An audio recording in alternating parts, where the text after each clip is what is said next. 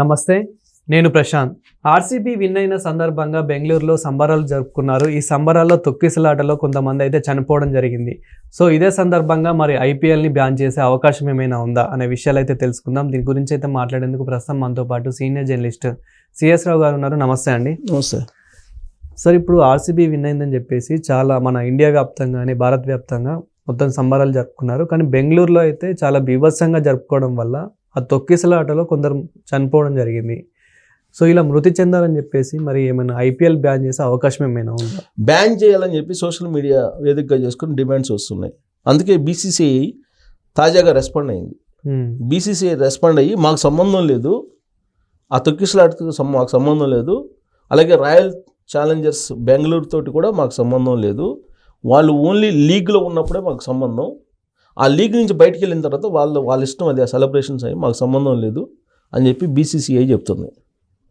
ఎందుకు నెట్జన్లు కానీ అనేక మంది అసలు వీటిని రద్దు చేయాలి, ఐపీఎల్ లాంటి వాటిని రద్దు చేయాలి అని చెప్పి ఇప్పుడు వస్తున్నారు అని అంటే, అసలు ఐపీఎల్ అనేది ఒక ప్రైవేట్ కార్యక్రమం, ప్రభుత్వానికి ఎలాంటి సంబంధం లేదు.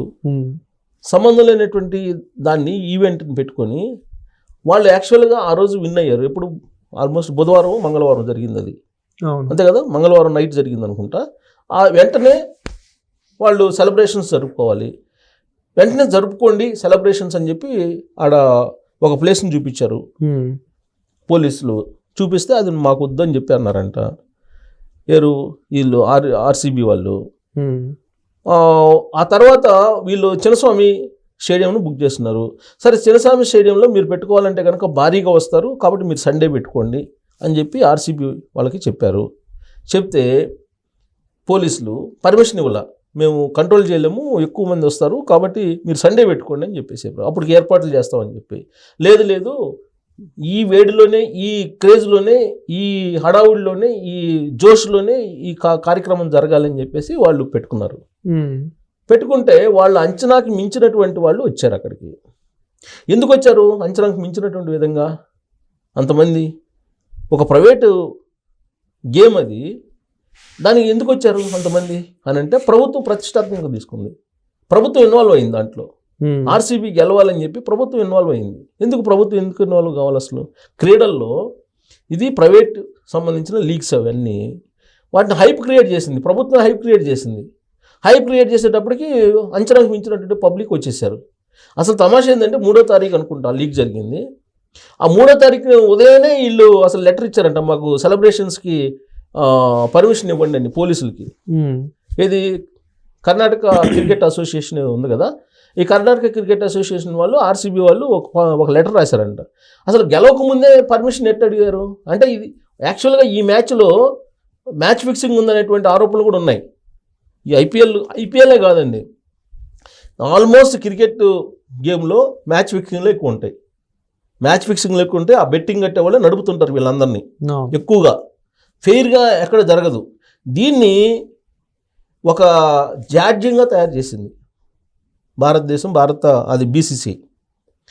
దీన్ని ఒక జాడ్యంగా, యూత్కి ఒక జాడ్యంగా తయారు చేసింది ఆ గేమ్ని చూడటం అనేది. గేమ్ని చూస్తే ఏమొస్తుంది?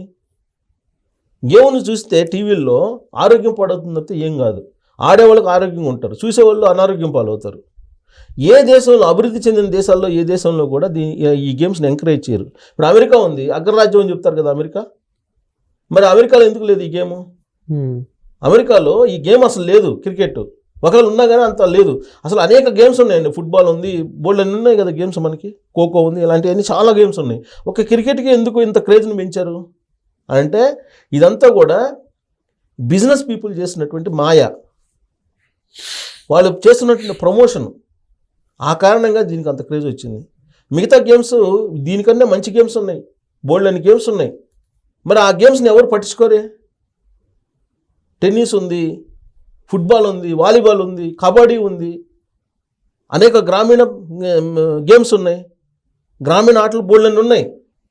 మరి ఏ గేమ్కి లేనటువంటి క్రేజ్ దీనికి ఎందుకు వచ్చింది? అనాదిగా కొంతమంది మాఫియా బిజినెస్ మాఫియా దీన్ని హైలైట్ చేసేసి ఈ గేమ్కి వ్యసనపరులను చేసేసింది పబ్లిక్ని. అసలు ఏ స్థాయికి వ్యసనపరులు అయ్యారంటే, ఎవరైనా వచ్చి మీరు క్రికెట్ చూసారంటే నేను చూడలేదని అంటే విచిత్రంగా చూసే పరిస్థితి వచ్చింది. చూడలేదన్నోడిని విచిత్రంగా క్రికెట్ చూడలేదా, ఫైనల్ మ్యాచ్ చూడలేదా, ఇలా మాట్లాడే పరిస్థితికి వచ్చింది.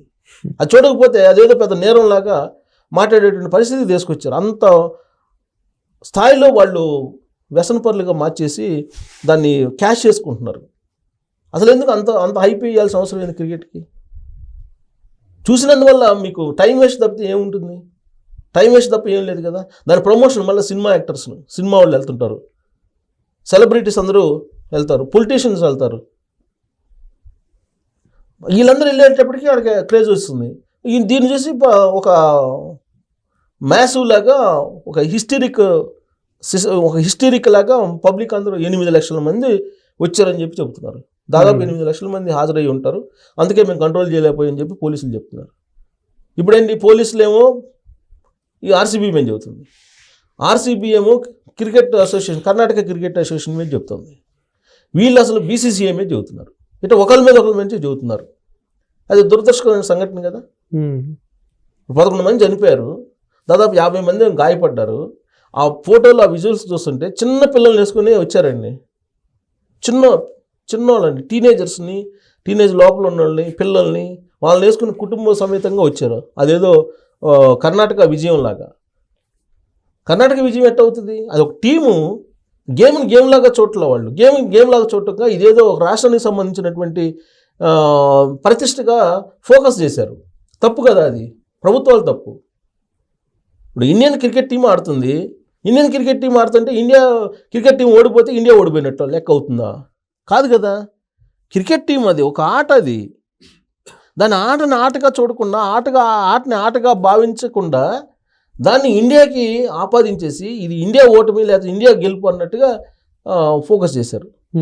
ఆపరేషన్ సింధూర్ అంటే ఇండియాకి సంబంధించినటువంటి భారత ఆర్మీ, మన దేశానికి సంబంధించినటువంటి ఇష్యూ, మనందరి భద్రతకు సంబంధించిన ఇష్యూ, మనందరి రక్షణకు సంబంధించిన ఇష్యూ.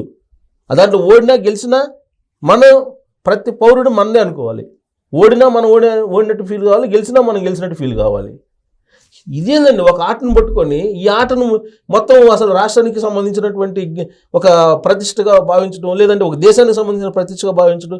దాంట్లో ఐపీఎల్లో ప్రమోటర్స్ ఎవరెవరు ఉండేది? ప్రమోటర్స్ ఉండేది ఎవరు? అంతా కుబేర్లే కదా. ఎవరున్నారు? వాళ్ళు అంబానీలు, లేకపోతే ఆదానీలు, వీళ్ళే కదా ఉంది అక్కడ.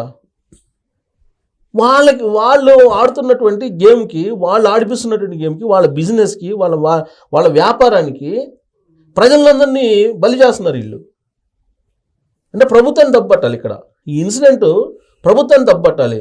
అక్కడ ఉన్నటువంటి ముఖ్యమంత్రి సిద్ధరామయ్య గారు, ఆయనకు ఉండాలి కదా ఫస్ట్. ఒక గేమ్, అన్ని గేముల్లో ఇదొక గేము. అంతగా అసలు ఆటను ఆటగా చూడకుండా దీనేదో ఒక సామాజికమైనటువంటి అంశంగా తీసుకొని, అదో ఒక రాష్ట్రానికి సంబంధించినటువంటి అంశంగా తీసుకొని రాష్ట్రాలకు మధ్య పెద్ద ఇదేదో ఒక యుద్ధంలాగా అలా చేసేసి దేశానికి మధ్య యుద్ధంలాగా ఒక ఆటని ఆటలాగా చూడాలి.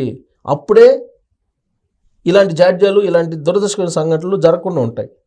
అలా కాకుండా ఒక హిస్టరిక్ లాగా జనాలందరికీ ఒక వైరస్ ఎక్కిచ్చేసారండి క్రికెట్ని.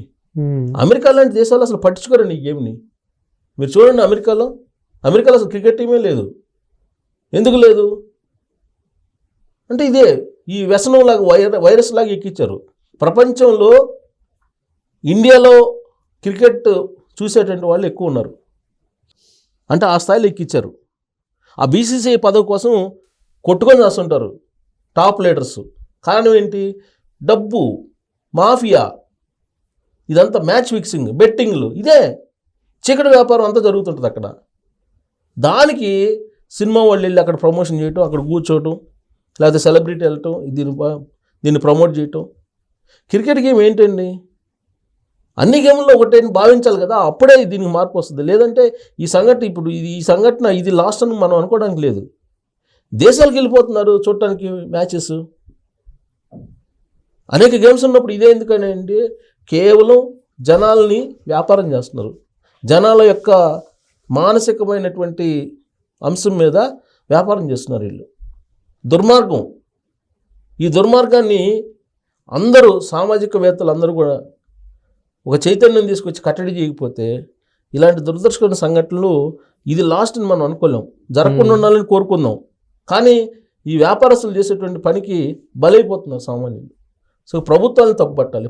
అసలు వాస్తవంగా అయితే అక్కడ ప్రభుత్వాన్ని బాధ్యం చేయాలి. ఇప్పుడు కర్ణాటక హైకోర్టు తీసుకుంది కేసుని, మరి ఏం చెప్తుందో చూడాలి. కర్ణాటక హైకోర్టు సుమోటోగా తీసుకొని ఈ సంఘటనకి అసలు ఎవరు బాధ్యులు, ఎందుకు ఈ విధంగా సంఘటన జరిగింది అనే దాని మీద విచారిస్తుంది. అది ఏం చెప్తుందో చూడాలి. సో ఓవరాల్గా ఏంటంటే దీనికి అంతా క్రేజ్ ఇవ్వాల్సిన అవసరం లేదు. ఆ క్రేజ్ ఇచ్చేటువంటి వాళ్ళు బిజినెస్ పీపుల్. వాళ్ళ మోజులో వాళ్ళ వ్యాపారంలో పడి మనలాంటి వాళ్ళ సామాన్యులు అందరూ ఇబ్బంది పడుతున్నారు. కొంచెం ఆలోచిస్తే భావోద్వేగాలకు గురి కాకుండా అసలు ఏంటి అనేది అర్థమవుతుంది. అప్పుడు వాళ్ళ ఆటలు సాగు. Thank you sir.